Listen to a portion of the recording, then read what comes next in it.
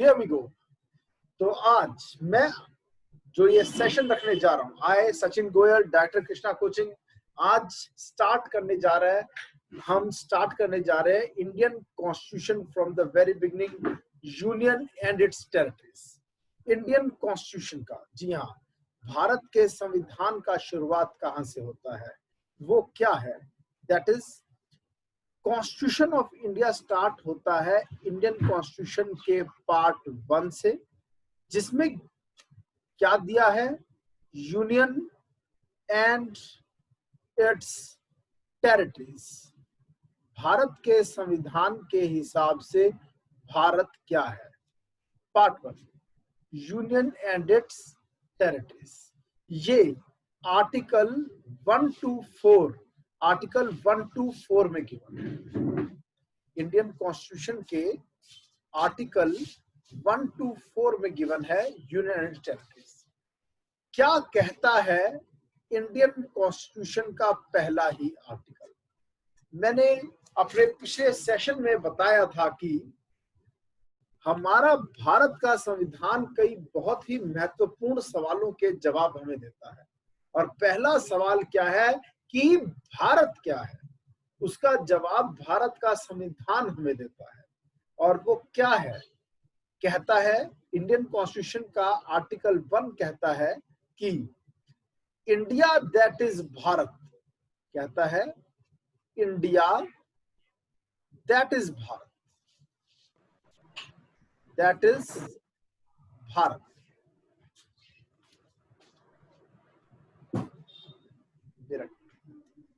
Virat India that is Bharat, दो नाम इसने हमारे देश में, इंडिया और भारत। सबसे बड़ी इंडिया दैट इज भारत, ठीक है, कि there are two names that are recognised name. जब इंडियन कॉन्स्टिट्यूशन की बात हो रही थी तब, घड़ी के नीचे, तब लिखा जा रहा था India that is Bharat, that is Hindustan, that is Hindustan. फिर वो कौन थे जिन्होंने आवाज उठाई और इस नाम को कैंसिल करवाया? वो थे father of the constitution of India, जिनका नाम था doctor Bhimrao Ramji Ambedkar. Doctor Bhimrao Ramji Ambedkar. Doctor B R Ambedkar जो थे वो सेक्युलरिज्म के बहुत बड़ी, सेक्युलरिज्म के एक बहुत बड़े प्रोपोनेंट थे, और वो 100% इंडियन कॉन्स्टिट्यूशन को सेक्युलर रखना चाहते थे।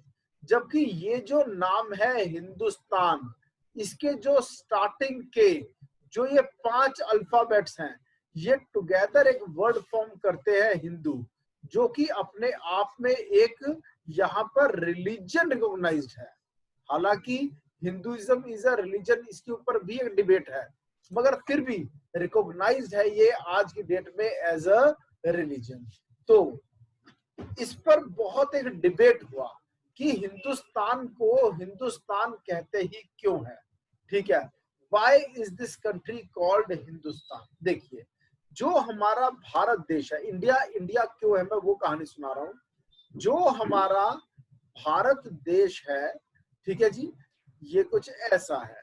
यहाँ पर है हिमालय पर्वत, ठीक है, ये माउंट एवरेस्ट यहाँ आ गया, ठीक है जी, और इसमें से कई नदियां बहती हैं, क्लियर। अब जो एक ये नदी बहती है, ये बहुत बड़ी नदी है, ठीक है, और इसका नाम है इंडस। इंडस को हम लोग जो कहते हैं वो सिंधु नदी भी कहते हैं, क्लियर। और इसको वेस्ट में, वेस्टर्न कंट्रीज में इंडीज भी कहा जाता है। इसी कारण से हमारे देश को ईस्ट इंडिया कंपनी ने जो रूल किया, उसका मतलब यही था, ईस्ट ऑफ इंडीज रिवर। हमारी कंट्री का नाम इंडियाना भी रखा गया, सब इस नदी। क्यों? क्योंकि ये तो सब समंदर है, ये बे ऑफ बंगाल, ये बे ऑफ बंगाल है, ठीक है, ये अरेबियन सी है, ठीक है, और इसके नीचे यहाँ पर ये इंडियन ओशन है, ठीक है, इंडियन ओशन। तो अगर किसी को, क्योंकि समुद्र से आने का रास्ता पता नहीं था, यहाँ पर है अफ्रीका, ठीक है, और यहाँ पर है यूरोप, यहाँ आ गया Canada, north America, south America, ठीक है जी। अगर किसी को भी इंडिया आना है तो समंदर के रास्ते तो आने का पता ही नहीं था, तो जिसको भी लैंड रूट से इंडिया आना है उसको ये नदी क्रॉस करनी पड़ेगी।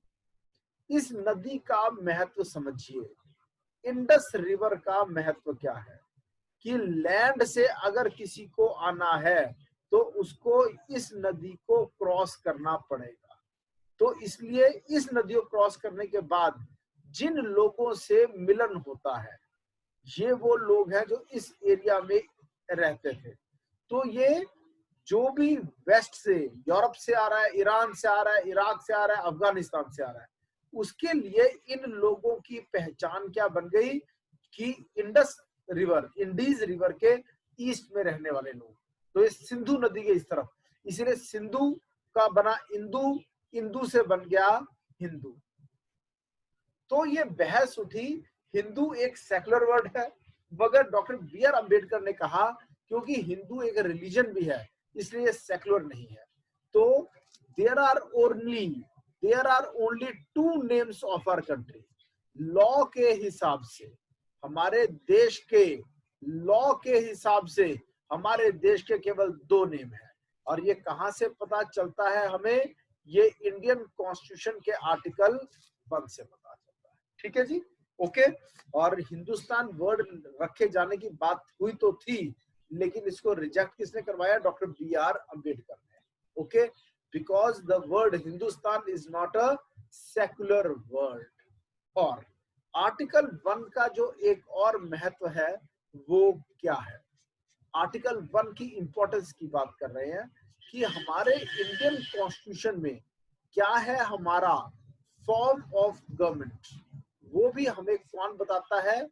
आर्टिकल 1 बताता है। What is our form of government? 2 तरह के फॉर्म्स ऑफ गवर्नमेंट हो सकते हैं। सबसे पहला है यूनिटरी फॉर्म ऑफ गवर्नमेंट और दूसरा है federal form of government. Clear? अब पहले हमने क्या सोचा था कि हम इंडियन कॉन्स्टिट्यूशन के आर्टिकल 1 में ये लिखेंगे कि जो हमारा देश है India, that is Bharat shall be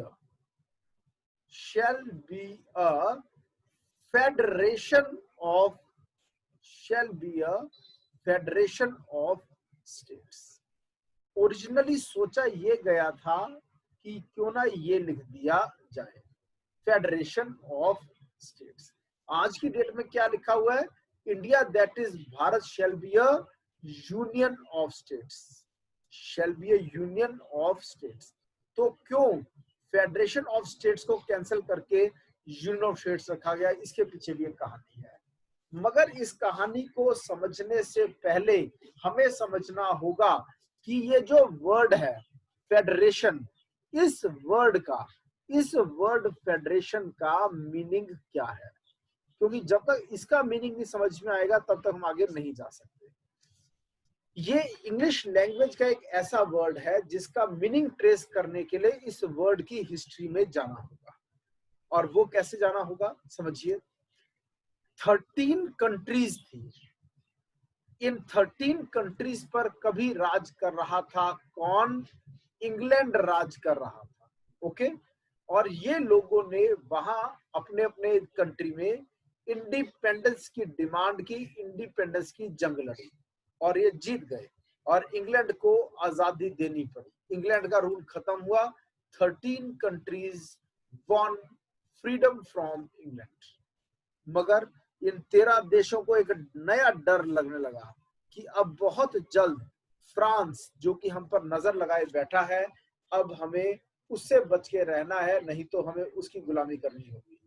तो अपने आप को फ्रांस से बचाने के लिए इन लोगों ने सोचा क्यों ना हम वन एंटिटी बन जाएं, एक बड़ी ताकत बन जाएं। एवरीबडी नोन knows, ये पूरी दुनिया जानती है, यूनियन इज स्ट्रेंथ। तो एक होने की बात की, पर इन सभी कंट्रीज की जो सबसे बड़ी प्रॉब्लम थी वो क्या थी? डाइवर्सिटी। सबकी सोच अलग, सबका कल्चर अलग, सबका वे ऑफ वर्किंग ट्रेडिशंस भी सबके अलग, तो ये एक नहीं हो सकते थे। इन सबकी वैल्यू जजमेंट्स डिफरेंट थी। तो इस कारण से इन्होंने डिसाइड किया कि क्यों ना हम एडवांटेजेस ऑफ यूनियन चुन ले, लेकिन रहे हम अलग अलग। तो क्या किया इन्होंने? इन्होंने एक बहुत ही यूनिक सी चीज की तब इन्वेंशन की, और वो यूनिक चीज क्या थी? वेट, वो जो यूनिक चीज इन्होंने स्टार्ट की वो क्या थी? वो थी डिवीजन ऑफ पावर्स, कि क्यों ना काम को बांट लिया जाए, डिवीजन ऑफ पावर्स। अब डिवीजन ऑफ पावर्स का मतलब क्या है? इन्होंने काम को बांट लिया। कैसे बांट लिया? ये काम तो करेगा सेंटर और ये काम करेगी स्टेट्स, यानी दो लिस्ट बना ली, एक तो सेंटर के काम की लिस्ट और एक स्टेट के काम की लिस्ट। अब जो सबसे इंपॉर्टेंट चीज है, ठीक है, कि दूसरी कंट्री से कैसे बचना है, यानी डिफेंस, यानी कि एक्सटर्नल अफेयर्स। एक्सटर्नल अफेयर्स इन्होंने सेंटर के हाथों में दे दिया, यानी कि 13 के 13 देशों का एक्सटर्नल अफेयर्स मिनिस्टर एक ही होगा। यानी कि एक से अगर कोई लड़ाई करेगा, एक कंट्री से लड़ेगा, तो उसे बाकी कंट्रीज से भी लड़ना पड़ेगा। एक साथ एक कंट्री को तो चलो हरा लो, एक साथ 13 देशों को हराना बहुत मुश्किल है। फिर जो स्पेस है, स्पेस एक्सप्लोरेशन, जो साइंस एंड टेक्नोलॉजी है, जो रिसर्च एंड डेवलपमेंट है, इन कंट्रीज को समझ में आ गया, नॉलेज इज पावर, तो ये काम भी कौन करेगा? सेंटर। कोई एक कंट्री कुछ अगर इन्वेंट करती है तो उसका एडवांटेज सभी लेंगे। फिर इन सब 13 के 13 देशों में जो करेंसी चलेगी वो कॉमन चलेगी। इन 13 के 13 देशों में जो एक्सचेंज चलेगा वो भी कॉमन चलेगा। समझ में आया? तो इस तरह से इन देशों ने कुछ बड़े फैसले लिए। क्लियर? और आगे चलते हैं। और इसके साथ साथ इन्होंने कह दिया जो बच गया वो सब कुछ स्टेट करेगा। ऑल रेस्ट व्हाटसोएवर, सारे फैसले कौन लेंगे? स्टेट्स। इस तरह से ये एक बहुत ही स्ट्रॉन्ग एंटिटी बन के सामने आए ये 13 देश, और ये एक बॉडी बन गए। और इतनी स्ट्रॉन्ग बॉडी बने कि हर देश कहने लगा हमें भी अपने साथ जोड़ लो। और 13 में फिर 2 जुड़े, फिर 4 जुड़े, फिर 6 जुड़े, करते करते आज की देश में, आज की डेट में 50 स्टेट्स को मिलाकर ये एक ग्रुप बनता है। Union is strength, united we stand, divided we fall. इस कारण से आज दुनिया की सबसे बड़ी ताकत है ये। This is none other than United States of America. ये है यूएसए के बनने की कहानी। 13 देश थे, इंग्लैंड से आजादी पाली, फ्रांस से बचने के लिए इन्होंने वन एंटिटी बन गए, मगर इन्होंने डिवाइड कर लिया काम, ये सेंटर का काम, ये स्टेट का काम। सेंटर को मेन 5-6 काम दिए गए, बाकी सारा काम स्टेट खुद करेंगे। तो कौन ज्यादा पावरफुल होता है फेडरेशन में? State is more powerful. जो एक ट्रूली फेडरल कंट्री होती है वहां पे स्टेट इज मोर पावरफुल। हम भी बहुत हद तक फेडरल है। Yes, we are also federal. क्यों? क्योंकि फेडरल वर्ड का जो एग्जैक्ट मीनिंग है वो क्या है? एग्रीमेंट के द्वारा एक हो जाने के बाद अगर सेंटर एंड इट्स यूनिट्स आपस में बना लेते हैं एक सहमति। किस चीज की सहमति? Division of powers. जी हाँ, अगर एक सहमति बन जाती है डिवीजन ऑफ पावर्स को लेकर, तो हम क्या कहते हैं? फेडरल बन गया। सेंटर और उसके यूनिट्स आपस में अगर काम बांट ले, ठीक है जी। ये काम करेगा सेंटर और ये काम करेंगे उसके यूनिट्स, जिसके लिए हमने क्या वर्ड यूज किया, स्टेट्स। हम भी काम बांट के चलते हैं। कैसे हमने काम बांट रखा है? इंडियन कॉन्स्टिट्यूशन में जो 7th शेड्यूल है उसमें 3 लिस्ट है। ये कौन कौन सी लिस्ट है? सबसे पहली लिस्ट है यूनियन लिस्ट, दूसरी लिस्ट है स्टेट लिस्ट, स्टेट लिस्ट, तीसरी लिस्ट है कॉनकरेंट लिस्ट। कॉनकरेंट लिस्ट, यूनियन लिस्ट पर लॉ बनाएगा सेंटर, स्टेट लिस्ट पर लॉ बनाएगा स्टेट लेजिस्लेचर, यूनियन लिस्ट पे लॉ बनाएगा पार्लियामेंट यानी कि लोकसभा, राज्यसभा, स्टेट लिस्ट पर लॉ बनाएंगे स्टेट लेजिस्लेचर यानी विधानसभा, विधान परिषद, कॉन्करेंट लिस्ट पर लॉ बनाएगा बोथ यानी यूनियन पार्लियामेंट भी और स्टेट लेजिस्लेचर। कॉन्करेंट लिस्ट का आइडिया हमें किस कंट्री से आया था? ऑस्ट्रेलिया से आया था। Clear? Government of India act 1935 के हिसाब से, जो गवर्नमेंट ऑफ इंडिया एक्ट 1935 है वो हमारे आज के प्रेजेंट डे कॉन्स्टिट्यूशन की बैकबोन है, बेस है हमारे कॉन्स्टिट्यूशन का, और उसके हिसाब से भारत को बनाया जाना था ऑल इंडिया फेडरेशन। तो ऑल इंडिया फेडरेशन में भी 3 लिस्ट की बात हुई थी, फेडरल लिस्ट, प्रोविंशियल लिस्ट और कॉन्करेंट लिस्ट। तब की फेडरल लिस्ट को हमने नाम दिया यूनियन लिस्ट, तब की प्रोविंशियल लिस्ट को हमने नाम दिया स्टेट लिस्ट, और तब की कॉन्करेंट लिस्ट का अब भी नाम क्या है? Concurrent list, idea taken from Australia. और अगर कोई पूछ ले कि इंडिया को फेडरेशन बनाने का आइडिया कौन से लॉ से आया, तो हम आंसर करेंगे government of India act 1935। Clear? मगर हम क्या हैं? हम एक ऐसी फेडरेशन है जो कि फेडरेशन सुई जेनरिस है, फेडरेशन सुई जेनरिस। अब क्या मतलब है सुई जेनरिस का? सुई जेनरिस वर्ड का मतलब है ऑफ इट्स ओन काइंड, यानी अपने ही तरह की अलग। तो हम एक ऐसी फेडरेशन है जो अपने ही तरह की एक अलग ही फेडरेशन है। हम वैसी फेडरेशन है जैसे कि कनाडा में है, और वो कैसी फेडरेशन है? एक ऐसी फेडरेशन जो है तो फेडरेशन जहां पर हाँ काम बांट रखा है सेंट्रल स्टेट्स में, मगर एक अलग ही तरह की फेडरेशन विद स्ट्रॉन्ग सेंटर। अगर क्वेश्चन आ जाए कि इंडिया को फेडरेशन बनाने का आइडिया कहां से आया, तो आंसर लिखेंगे गवर्नमेंट ऑफ इंडिया एक्ट 1935। लेकिन अगर आ जाए कहां से आइडिया आया इंडिया को बनाने का फेडरेशन विद स्ट्रॉन्ग सेंटर, तो आइडिया करेंगे कैनेडियन कॉन्स्टिट्यूशन, कनाडा से आइडिया आया था। तो हम एक अलग ही तरह की फेडरेशन है। क्लियर? हम ऐसी फेडरेशन है, वैसे तो फेडरेशन में, वैसे रियलिटी में फेडरेशन में स्टेट इज मोर पावरफुल, पर हम ऐसी फेडरेशन है जहां पर centre is more powerful. Clear? और आगे चलते हैं। तो इंडिया एक मिक्स है, हम बहुत हद तक यूनिटरी भी हैं और बहुत हद तक हम फेडरल भी हैं। पर जो डॉक्टर B.R. अम्बेडकर थे वो बहुत दूर की सोचकर चलने वाली एक शख्सियत थे, बहुत आगे तक की सोचा करते थे डॉक्टर B.R. अम्बेडकर।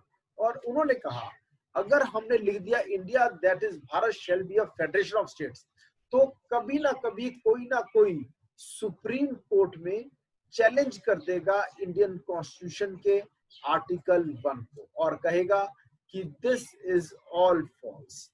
फेडरेशन जो है वो तो एग्रीमेंट से बनती है, जबकि इंडिया जो बना वो किसी एग्रीमेंट के तहत नहीं बना था। ठीक है? रियलिटी में हुआ ये था कि ब्रिटिशर्स हम पर राज कर रहे थे। जब ब्रिटिशर्स ने हमें लीव कर दिया तो यहाँ पर 565 प्रिंसली स्टेट्स यानी रियासतें थी, प्लस एक बहुत बड़ा हिस्सा खुद ब्रिटिशर्स के अंडर था, जिसको वो लोग नाम देते थे ब्रिटिश प्रोविंसेस, ब्रिटिश प्रोविंसेस, या फिर इसको नाम देते थे British India, British India. Clear? और ये बहुत बड़ा हिस्सा था।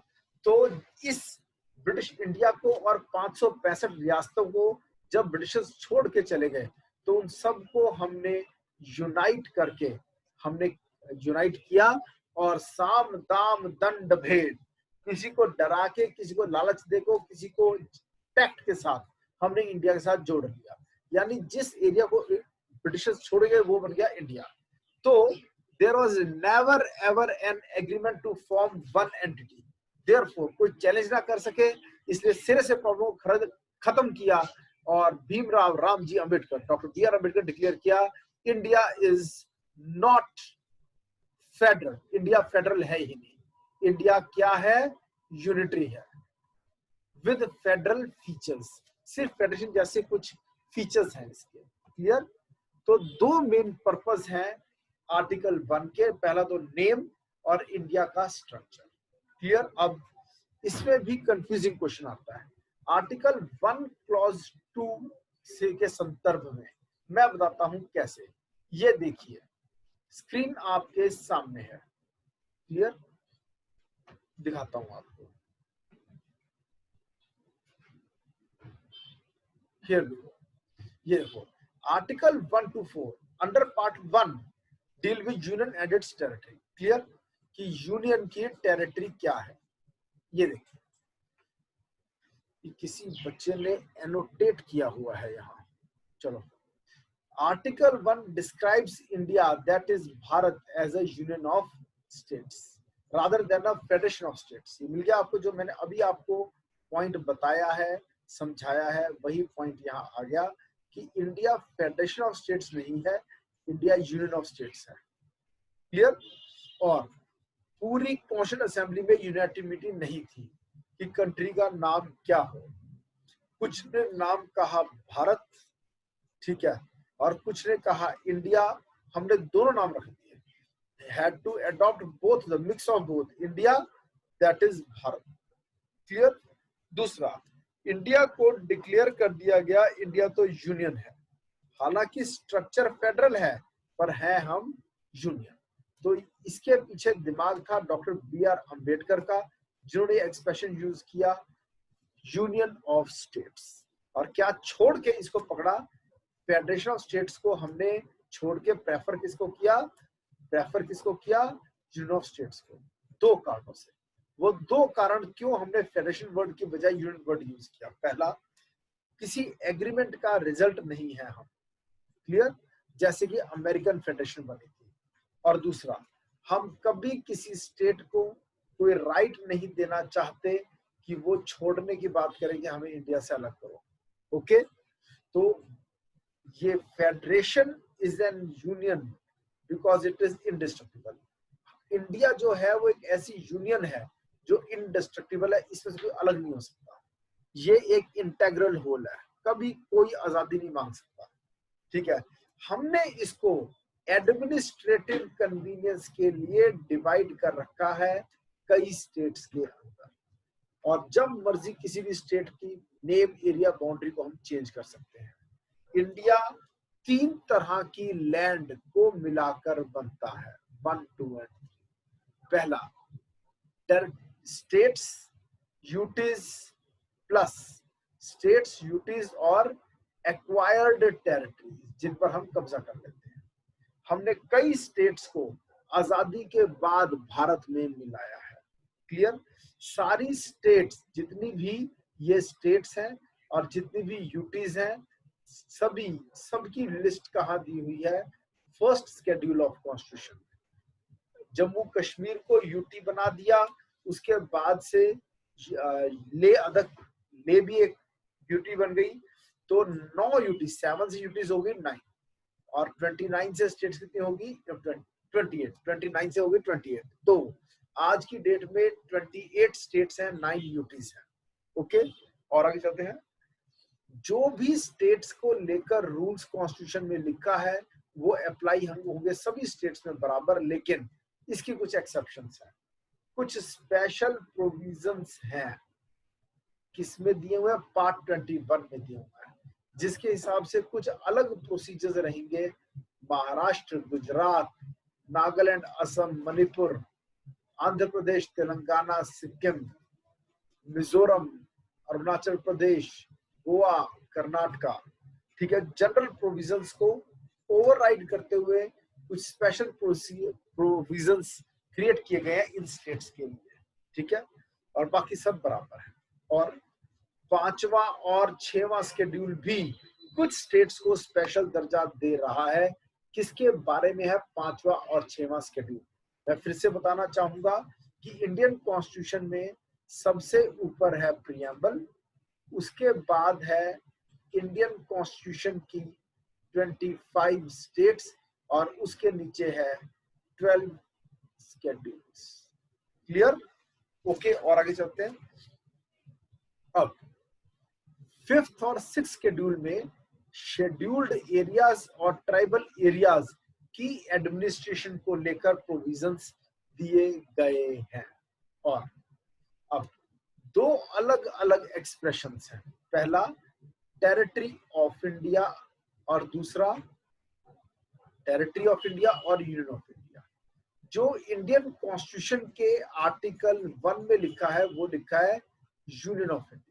ये एक लीगल टर्म है, it includes territory of India, ठीक है। जो बाद वाली है इट इंक्लूड्स, देखो टेरिटरी ऑफ इंडिया अलग चीज, यूनियन ऑफ इंडिया अलग चीज, समझो। लेटर यानी बाद में union of India, it includes only states by the former territory, not only states but also UTs and territories. Sorry, मैं थोड़ा जीनस और स्पीशीज के बारे में नहीं बताया मैंने। सेट और सबसेट, ये देखो ऐसे, ये हो गया territory of India, this is a wider term, और ये हो गया union, this is a narrow term. Union Indian constitution के हिसाब से आर्टिकल 1 के हिसाब से India is a union of states, केवल स्टेट्स, यूटीज का इसमें उल्लेख नहीं है। जबकि territory of India includes states also, UTs also and also acquired territories. Clear? तो यूनियन हम केवल स्टेट्स के हैं, union means legal relationship. Okay, और आगे चलते हैं। हम एक्वायर, हम सॉवरन है, हम किसी और देश की भूमि को भी एक्वायर कर सकते हैं, इंडिया में मिला सकते हैं। ओके, और स्टेट्स जो है वो हमारे फेडरल सिस्टम की मेंबर्स हैं और वो डिस्ट्रीब्यूशन ऑफ पावर शेयर करती हैं, जबकि यूटीज ऐसी कोई डिस्ट्रीब्यूशन ऑफ पावर्स या एक्वायर्ड टेरिटरीज ऐसी कोई डिस्ट्रीब्यूशन ऑफ पावर्स नहीं रखती है। ओके, ये दोनों यूटीज और एक्वायर्ड टेरिटरीज जो है ये डायरेक्टली सेंटर द्वारा एडमिनिस्टर की जाती हैं। ओके, हम सॉवरेन हैं, हाँ हम इसके तहत फॉरेन टेरिटरीज को एक्वायर कर सकते हैं। ओके, और उस तरह से एक्वायर कर सकते हैं जिस तरह से इंटरनेशनल लॉ में कुछ मोड्स रिकॉग्नाइज्ड है, जैसे कि सेशन, कोई जानबूझकर हमारे इधर ऐड होता है, ट्रीटी करके हम खरीद लेते हैं किसी का एरिया, कोई हमें गिफ्ट करता है अपना एरिया, किराए पर देता है, प्लेबिसाइट होकर वहां के लोग चुनते हैं कि हमें इंडिया का मेंबर बनना है, ऐसा कुछ। क्लियर? ओके, अब इसके आगे चलते हैं हम, ठीक है जी। और plebiscite occupation, hitherto unoccupied by a recognised ruler, किसी रूलर ने किसी एरिया को छोड़ रखा है और हम उसे ऑक्युपाई कर लेते हैं, वो भी इसमें आएगा। या कॉन्क्वेस्ट, जंग में जीत लिया, सबजुगेशन, किसी ने सरेंडर कर दिया। इंडिया ने इस प्रकार कई कंट्रीज के एरियाज को इंडिया में मिलाया, जैसे कि कई फॉरेन टेरिटरीज को इंडिया में मिलाया, जैसे Dadra and Nagar Haveli. Clear? Then Goa, Daman and Diu, Puducherry, Sikkim, सब कहानियां सुनाऊंगा। ये कॉन्स्टिट्यूशन के स्टार्ट होने के बाद इन एरियाज को इंडिया में मिलाया गया था. ओके, और आर्टिकल 2 इससे डील करता है कि हम नए एरियाज को अंदर ले सकते हैं अपने देश के. ओके, और आगे चलते हैं. अब आर्टिकल 2 पार्लियामेंट को ये पावर देता है ऐसा कि वो एडमिट कर सकता है अपनी यूनियन के अंदर और नई स्टेट्स की क्रिएशन इस प्रकार कर सकता है. 2 पावर्स मिलती हैं आर्टिकल 2 के द्वारा पार्लियामेंट को. पहली पावर मिलती है किसी नए एरिया को अपने अंदर एडमिट करने का. हमारी यूनियन के अंदर नई न्यू स्टेट्स आ सकती हैं. दूसरा, नई स्टेट्स को यहाँ इस्टेब्लिश करना, नाम देना फिर. ओके, तो 2 पावर से पहली पावर होगी एडमिशन की, admission of a state. Okay, और दूसरा जो अंदर आ गई है उसको एक स्टेट का दर्जा देना, नाम देना. इससे पहले वो नहीं होती, अब वो मेंबर बन गई है. और आगे चलते हैं, चलें आगे. तो अगर क्वेश्चन आ जाए which article deals with admission and establishment of a new state, तो आर्टिकल 2 लिखना. एग्जिस्टिंग स्टेट्स की change of name area boundary किस आर्टिकल के अंडर होता है? आर्टिकल 3 के अंदर. New area, new boundary added in union of India under article 2. Article 3 क्या करता है? Relates to formation, changes existing states, existing states के नेम एरिया बाउंड्री चेंज करना. ओके, तो आर्टिकल 3 जो है वो इंटरनल रीएडजस्टमेंट से डील करता है, जबकि आर्टिकल 2 एक्सटर्नल फैक्टर्स से डील करता है. समझ में आ गया? चलें आगे, नेक्स्ट, और आगे चलते हैं. एनी क्वेश्चन, कोई भी स्टूडेंट कुछ क्वेश्चन पूछना चाहता हो? ओके, अब आर्टिकल 1 हो गया, आर्टिकल 2 हो गया. अब हम एक बहुत इंपॉर्टेंट आर्टिकल अगले सेशन में करेंगे और वो होगा आर्टिकल 3. आर्टिकल 3 और 4 हमने पहले ही बताया था. इंडियन कॉन्स्टिट्यूशन में आर्टिकल 1 से लेकर 4 तक, आर्टिकल 1 से लेकर 4 तक जो है वो पार्ट 1 में दिया हुआ है, यूनियन एंड टेरिटरी. और इस पार्ट 1 का हमने 2 आर्टिकल्स कर लिए, 1 एंड 2. कल हम करेंगे 3 एंड 4. 3 very important. जो आर्टिकल 3 है ये बहुत इंपॉर्टेंट है और ये बहुत ही ज्यादा कंट्रोवर्शियल भी है. अब आज के सेशन को मैं यहाँ खत्म करते हुए आप लोगों के डाउट्स लेना चाहूंगा. ये जो मैंने लिखा है ये सब कुछ, ये सब नोट्स आपको मिलेंगे. ओके, और इस लेक्चर को भी हम डाल के लिंक दे दें, किसी बच्चे का मिस हुआ तो बाद में भी सुन सकता है. ओके, कोई स्टूडेंट कोई क्वेश्चन पूछना चाहता है तो पूछ ले, कोई डिस्कशन करना है तो कीजिए. Any discussion